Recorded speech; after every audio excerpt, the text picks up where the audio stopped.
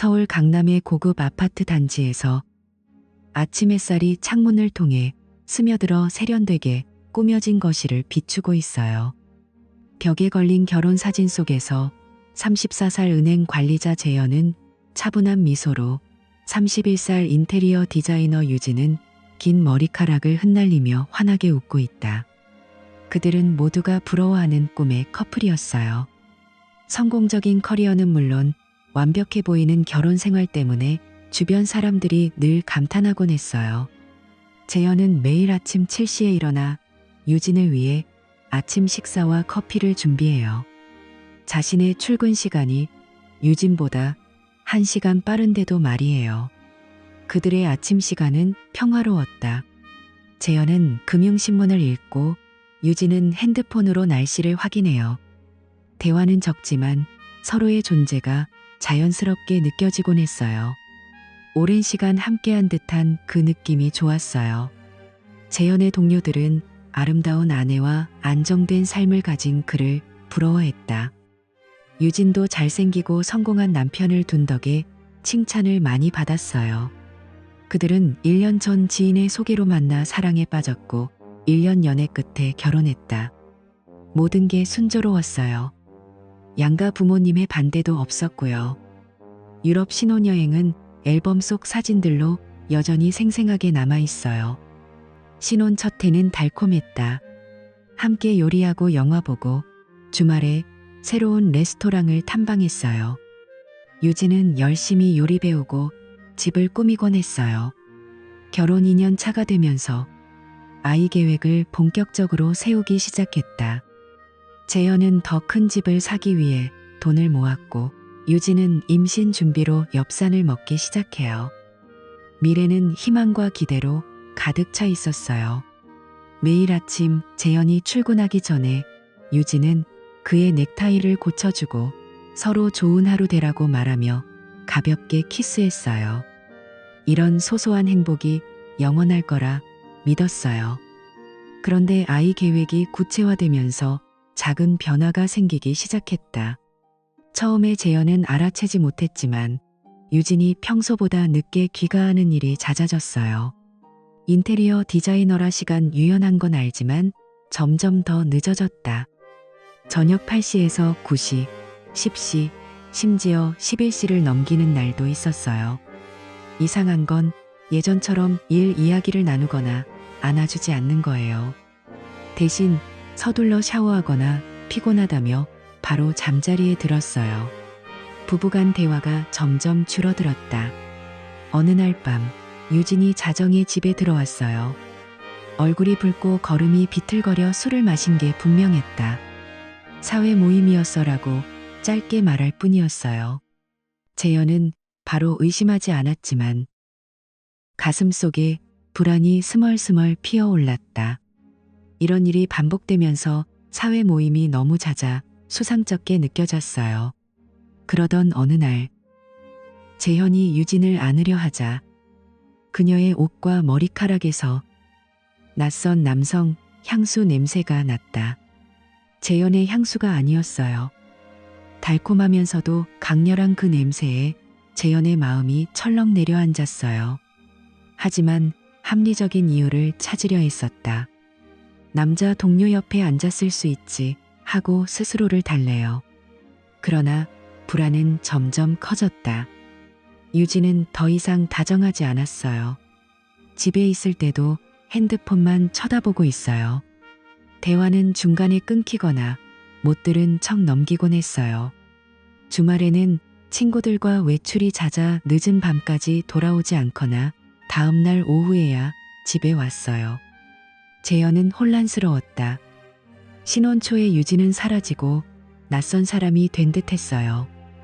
아이 계획도 더 이상 언급되지 않았어요. 재현의 마음속에 이름 모를 두려움과 의심이 싹트기 시작했다. 자신이 과민한 건가 싶어 스스로를 탓하기도 했어요. 화요일 오후 2시쯤 재현이 은행에서 일하고 있을 때였어요. 사무실 전화가 갑자기 울렸다. 업무 전화겠거니 생각하고 받았는데 건너편에서 떨리는 여자 목소리가 들려와 깜짝 놀랐어요. 그녀가 자신을 소개했다. 재현 씨, 이게 갑작스러울 수 있지만 아주 중요한 이야기를 해야 해요. 짧은 침묵 후에 그녀가 이어 말했다. 저는 당신 아내와 불륜 중인 남자의 아내예요. 재현의 머릿속이 하얘졌다. 방금 들은 말이 이해가 안 돼서 잘못 걸린 전화라고 생각했어요. 하지만 그 여자는 단호하게 말했다. 당신 아내 유진 씨가 제 남편 동민 씨와 만나고 있어요. 몇 달째예요. 더 이상 당신이 속는 걸 볼 수 없었어요. 그녀의 목소리는 확신과 분노로 가득 차 있었어요. 재현은 숨이 막히고 심장이 빨리 뛰었어요. 손에 쥔 펜이 떨렸다. 여전히 믿기지 않아서 부정했다. 잘못 아신 거예요. 제 아내는 그런 사람이 아니에요. 그 여자 소라라고 이름을 밝히며 말했다. 오해가 아니에요. 증거가 있어요. 직접 만나서 보여드릴게요. 그녀는 남편 동민이 시청 근처에서 일한다고 했어요. 유진이 전에 시청에서 일하다가 인테리어 디자인으로 옮겼거나 동민이 유진의 디자인 사무실 근처 건축 회사에 있어서 자주 마주칠 기회가 있었다고 해요. 재현은 여전히 혼란스러웠지만 소라의 말에 진심이 느껴졌다. 그녀의 절망과 화가 거짓 같지 않았어요. 게다가 유진의 최근 행동들, 늦은 귀가, 술 냄새, 낯선 향수, 차가운 태도, 이 모든 게 연결되기 시작했다. 통화는 10분간 이어졌고 재현은 그날 저녁에 만나기로 약속했어요. 진실을 알아야 했어요. 전화를 끊자 재현은 멍하니 앉아 있었다. 세상이 무너지는 기분이었어요. 일에 집중할 수 없어서 소라의 말이 머릿속을 맴돌았어요. 결국 건강 문제로 반차를 냈어요. 집으로 가는 길에 재현의 마음은 무거웠다. 정말일까? 하는 두려움과 그럴 리 없어 하는 부정이 뒤섞였어요. 저녁 7시 재현은 강남역 근처 카페에 도착했다. 소라가 나타났어요. 30대 중반쯤 된 여자로 얼굴이 야위고 눈이 부은 채 빨갛게 충혈돼 있었어요. 그녀가 재현 맞은편에 앉으며 말했다. 이런 만남을 만들어 죄송해요. 하지만 혼자 견딜 수 없었어요. 재현은 이 여자가 거짓말하지 않는다는 걸 느꼈어요. 소라는 두꺼운 서류 뭉치를 테이블 위에 올려놓았다. 날짜별로 깔끔하게 정리된 증거들이었어요. 사진, 영수증, 메시지 스크린샷이 가득했어요. 먼저 강남과 서초의 모텔 영수증들이 나왔다. 동민 이름으로 결제된 거예요. 지난 6개월 동안 거의 매주 한두 번씩 이용됐어요. 재현은 충격에 빠졌다. 다음으로 소라는 동민 회사 주차장 CCTV 영상을 보여줬어요. 동민과 유진이 함께 차에서 내려 손을 잡고 걸어가는 모습이었어요. 재현은 영상 속 유진을 보자 가슴이 찢어지는 기분이었어요. 익숙한 옷차림과 스타일, 분명히 그의 아내였다. 더 이상 부정할 수 없었어요.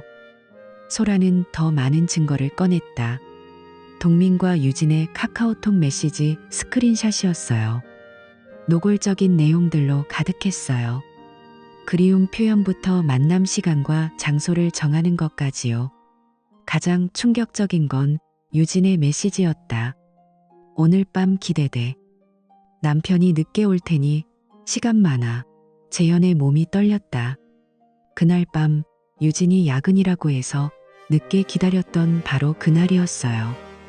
소라는 남편 폰을 몰래 확인했다고 털어놓았다. 불륜은 6개월 넘게 지속됐고 거의 매주 만났다고 해요. 그녀는 재현에게 더 이상 참지 말라고 조언하며 자신은 이혼 준비를 끝냈고 제3자 소송도 할 거라고 했어요. 재현은 말이 나오지 않았다. 증거가 너무 명확했어요. 만남은 이 시간 동안 이어졌다. 소라는 모든 서류, 복사본을 주며 도와주겠다고 했어요. 카페를 나서자 재현의 다리가 후들거렸고 머릿속이 텅 비었다. 사랑과 배신이 뒤엉켰어요. 지하철로 집에 가는 길에 그 서류를 다시 봤어요. 볼수록 증거가 더 선명해졌다. 더 이상 자신을 속일 수 없었어요. 그 후 며칠 동안 재현은 잠을 이룰 수 없었다. 증거가 확실한데도 희미한 희망을 붙잡았어요. 하지만 동시에 자신의 증거도 필요했어요. 인터넷으로 탐정사무소를 검색했다. 강남에 믿을 만한 곳을 골라요. 재현은 중년의 경험이 풍부한 탐정에게 상황을 자세히 설명했어요. 탐정은 이런 케이스가 흔하다며 안심시켰고 조사 방법을 알려줬어요. 유진을 미행하고 사진 찍고 영상 녹화하며 만남 시간과 장소를 기록할 거라고요. 비용이 만만치 않았지만 재현은 망설이지 않고 계약서에 사인했다. 진실을 확인해야 했어요. 일주일 후 탐정이 전화로 조사가 끝났다고 알렸다. 재현은 가슴이 쿵쾅거리며 사무소로 갔다. 탐정이 슬픈 표정으로 두꺼운 파일을 내밀었어요. 시간 순서대로 정리된 사진과 영상이 가득했어요. 첫 사진들은 강남 카페에서 유진과 동민이 자연스럽게 대화하는 모습이었다. 테이블 아래로 손을 잡고 있었어요. 더 충격적인 건 모텔 앞 사진들. 둘이 함께 들어가서 로비와 엘리베이터까지요. 시간은 낮이었고 유진이 야근이라고 했던 바로 그날이었어요. 탐정은 동민차에 몰래 붙인 행차 카메라 영상도 줬어요. 차 안에서 둘의 노골적인 애정 행위가 담겨 있었어요. 재현은 그 영상을 보자 온몸이 풀리는 기분이었어요. 추가된 카카오톡 메시지도 소라것보다 많았다. 특히 유진의 반복된 메시지, 오늘 밤 기대돼. 남편이 늦게 올 테니 시간 많아. 탐정은 더 밝혀낸 사실을 말했다. 유진과 동민은 매주 화요일과 목요일에 규칙적으로 만났고 주로 낮에 모텔 가서 저녁에 술 마셨다고요. 모든 자료를 본 후 재현은 완전히 진실을 받아들였다. 이건 일시적 실수가 아니라 체계적이고 계획된 장기 관계였다. 탐정의 파일을 더 자세히 들여다보니 재현은 예상치 못한 사실을 발견했다. 동민의 개인정보 페이지에서 그가 유진과 같은 대학을 나왔다는 게 드러났어요. 심지어 학과도 가까운 곳이었어요. 재현은 이게 이상하다고 느껴 탐정에게 그들의 과거 관계를 더 파헤쳐 달라고 요청했다. 탐정도 호기심을 보이며 알아보겠다고 약속했어요. 3일 후 탐정이 재현을 사무소로 불렀어요. 평소보다 더 진지한 표정이었어요. 탐정이 대학 사진 동아리 앨범에서 뽑아온 사진들을 내밀었다. 젊은 시절 유진과 동민이 함께 찍힌 사진들이었어요. 둘이 나란히 서서 자연스럽게 웃고 있었어요. 더 충격적인 건 동아리 선배들의 증언이었다. 탐정이 연락해서 확인한 바에 따르면 유진과 동민은 실제로 연애한 적이 있었어요. 짧은 기간이었지만 분명한 커플이었다고 해요. 한 선배가 말했다. 유진은 2학년 때였고 동민은 4학년이었어. 동민이 먼저 적극적으로 쫓아다녔지. 몇 달 사귀었는데 동민이 취업 준비로 바빠지면서 자연스럽게 헤어졌어. 큰 다툼 없이 끝났어. 재현은 충격에 빠졌다. 단순한 불륜이 아니라 옛 연인과의 재회였어요.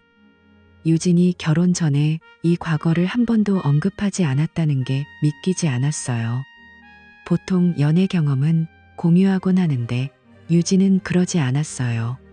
탐정은 그들이 어떻게 재회했는지까지 파악했다.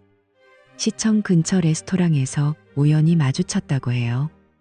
동민은 회사 회식 중이었고 유진은 동료들과 함께였다. 그 후로 다시 연락을 시작했어요. 재회 시점은 7개월 전, 바로 재현과 유진이 아이 계획을 본격적으로 세우던 때였어요. 유진의 태도가 변하기 시작한 것도 그 무렵이었어요. 모든 게 맞물리기 시작했다. 재현은 배신감이 더 커졌다. 새로운 사람과의 불륜이 아니라 옛 연인과의 재회라는 사실이 훨씬 더 아팠어요.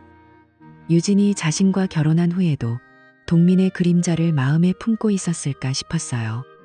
탐정이 모은 초기 메시지들이 그걸 증명했다. 동민이 유진에게 보낸 메시지, 오랜만이네. 대학 시절이 그리워. 유진의 답장, 나도 그때가 생각나. 분명 과거 추억 때문에 연락을 재개한 거였어요. 재현은 유진과 결혼 전에 나눴던 대화를 떠올렸다. 연애 경험을 물었을 때 유진이 말했다. 진지한 연애는 별로 안 했어. 공부랑 일에 집중했지. 그 모든 게 거짓말이었어요. 더 가슴 아픈 건 유진이 재현과 사귀는 동안에도 동민을 잊지 못했을 거라는 점이었어요. 재현을 안정적인 미래를 위한 선택으로 본 건지도 모르겠어요. 진짜 사랑은 동민에게 있었을 수 있었어요. 탐정 사무소를 나서자 재현은 완전히 무너지는 기분이었다. 처음엔 일시적 실수라고 생각해 용서할 수 있을지도 모른다고 봤어요. 하지만 옛 연인과의 재회라는 걸 알자 마음이 완전히 바뀌었다. 단순 실수가 아니라 의도적이고 계획된 배신이었어요. 유진이 자신에게 준 사랑이 진짜였는지 의심스러웠어요. 재현을 안정적인 남편으로만 본 건지도 모르겠어요. 동민과의 재회를 기다린 건지도요. 그날 밤 재현은 더 이상 미룰 수 없다고 결심했다. 이혼을 진행하고 손해배상 청구와 제3자 소송을 할 거예요. 탐정이 소개해준 이혼 전문 변호사를 찾아갔어요. 변호사가 재현이 모은 모든 증거를 검토한 후에 확신했다. 이걸로 충분히 이길 수 있어요. 이혼 소송과 제3자 소송을 동시에 진행할게요. 준비 과정은 복잡했지만 변호사가 한 걸음 한 걸음 도와줬어요. 탐정의 자료를 법정용으로 정리하고 다른 증거들도 확보했다. 소라도 적극적으로 협조했어요. 그녀도 남편 동민과 이혼 준비 중이었으니까요. 유진이 법원에서 온 서류를 받은 그날 재현은 평소처럼 출근했다. 저녁에 집에 돌아오니 유진이 소파에 앉아 흐느껴 울고 있었어요. 손에 법원 서류를 쥔 채 눈이 퉁퉁 부어 있었다. 재현을 보자 유진이 무릎을 꿇고 애원했다. 제발 용서해줘. 다시는 안 그럴게. 동민과 연락 다 끊었어. 당신만 봐줘. 그녀의 목소리가 떨렸다. 하지만 재현의 마음은 이미 굳어 있었다. 차분하게 말했다. 이미 늦었어. 6개월이나 지속된 불륜이 단순 실수가 아니라는 거 알아. 특히 옛 연인과의 재회라는 걸 알았으니까 더 용서할 수 없어. 유진은 변명하려 애썼다. 과거는 아무 의미 없었어. 대학 때 짧게 사귄 것뿐이야. 당신 만나고 완전히 잊었어. 우연히 다시 만나서 그냥 옛 지인으로 생각했어. 재현은 유진의 말을 더 이상 믿지 않았다. 법정 공방이 시작됐다. 첫 공판에서 재현의 변호사가 압도적인 증거를 제시했다. 모텔 출입 기록, CCTV 영상, 메시지들까지요. 결정적 증거는 탐정이 찍은 영상이었다. 유진과 동민이 모텔에 함께 들어가고 차 안에서 친밀한 행동을 하는 장면이었어요. 유진의 변호사는 그 앞에서 할 말이 없었다. 유진은 법정에서 울면서 잘못을 인정했다. 하지만 동시에 재현에게 애원했다. 마지막 기회를 줘. 진짜 사랑하는 사람은 당신이야. 동민은 순간의 감정이었어. 재현은 흔들리지 않았다. 증인석에 서서 차분히 입장을 밝혔다. 신뢰가 깨진 결혼은 의미가 없어요. 6개월 불륜은 실수가 아니라 선택이었어. 재현은 유진이 과거를 숨긴 점을 강조했다. 결혼 전에 동민과의 관계를 한 번도 말하지 않았어. 진짜 사랑이라면 과거에 솔직해야 해. 동민에 대한 제3자 소송도 함께 진행됐다. 동민이 법정에 나와 사과했지만 상황은 돌이킬 수 없었다. 소라가 증인으로 나서서 남편의 불륜으로 입은 정신적 피해를 증언했다. 공판 내내 유진은 용서를 빌었다. 법원 밖에서 재현을 기다리며 애원했다. 한 번만 더 기회를 줘. 하지만 재현의 결심은 변하지 않았다. 그의 마음속에서 유진과의 관계는 이미 끝났다. 판결 날이 왔다. 재현은 법정에 앉아 기다렸다. 유진은 눈물로 그를 바라봤어요. 하지만 재현은 그 눈물에 더 이상 움직이지 않았다. 판사가 명확한 증거를 바탕으로 재현에게 유리한 판결을 내렸다. 이혼이 승인됐고 유진에게 손해배상 책임이 부과됐다. 동민도 상당한 배상금을 물어야 했다. 모든 게 재현의 승리로 끝났다. 법원을 나서자 재현은 이상한 기분이 들었다. 이겼지만 기쁘지 않았어요. 대신 텅 빈 느낌이 들었다. 2년 결혼 생활이 이렇게 끝날 줄은 상상도 못했어요. 그래도 후회는 없었다. 올바른 선택이었다고 믿었어요. 유진이 마지막으로 다가왔다. 미안해. 행복해. 재현은 짧게 대답했다. 잘 가. 그걸로 그들의 인연은 완전히 끊어졌다. 판결 후 유진의 삶은 순식간에 무너졌다. 소송 과정에서 소문이 인테리어 디자인 업계에 퍼져 있었어요. 서비스 업종이라 개인 도덕 문제는 큰 타격이었고 업계 협회에서 그녀를 조사하기 시작했다. 명성이 급격히 떨어지면서 직장 분위기가 견디기 힘들어졌어요. 주변 사람들 모두가 알게 됐고 수군거림과 탐색하는 시선의 유진은 고개를 들 수 없었다. 결국 그녀는 사직서를 제출했다. 더 이상 버틸 수 없었어요. 직장을 그만둔 후 유진은 새 일자리를 찾는데 고생했다. 이력서에 도덕 위반으로 인한 자진 퇴사 기록이 남아 여러 번 거절당했어요. 몇 달 동안 구직 활동을 했지만 헛수고였다. 매일 이력서를 보내고 면접을 봤지만 결과는 늘 부정적이었어요. 유진은 집에 앉아 불안과 후회에 사로잡혔다. 동민의 상황도 마찬가지로 처참했다. 소라와의 이혼 소송에서 완패했어요. 불륜 주범으로 큰 배상금과 두 아이 양육비를 매달 지불해야 했다. 게다가 재현에게도 배상금을 물게 됐어요. 회사에서의 입지도 흔들렸다.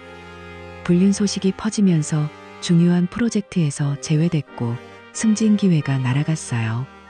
동료들은 그를 더 이상 신뢰하지 않았다. 재정 압박이 컸어요. 월급 대부분이 이혼 배상, 양육비, 재현 배상금으로 나가버렸다. 동민은 작은 원룸으로 이사 가야 했고 생활 수준을 대폭 줄였다. 이전의 여유로운 삶은 완전히 사라졌다. 판결 후 유진과 동민은 서로 연락을 피했다. 각자 현실 문제에 쫓기고 상대를 원망했어요. 달콤했던 불륜 기간은 이제 후회와 고통의 추억으로 남았다. 과거 사랑을 되찾으려다 모든 걸 잃어버린 거예요. 반면 재현은 힘든 시기를 지나 서서히 회복됐다. 처음엔 배신감과 분노로 잠을 이루지 못했지만 시간이 지나면서 마음의 평화를 찾았어요. 진실을 알게 된 게 다행이라고 느꼈다. 은행 동료들이 적극적으로 위로해줬어요. 넌 좋은 사람이야. 더 나은 인연 만날 거야 라고 말하며 격려했다. 팀장도 사정을 이해하고 업무에서 배려해줬어요. 몇 달 후 재현은 새 아파트로 이사 갔다. 유진과 함께 산 집에서 새 출발을 할 수 없었어요. 강북의 깔끔한 스튜디오 아파트로 옮겨 새로운 생활을 시작했다. 가끔 외로움을 느꼈지만 자유를 즐겼어요. 어머니는 처음에 이혼 소식에 충격받았지만 진실을 듣고 나서 지지해줬다. 그런 아내와 헤어진 게 잘한 일이야.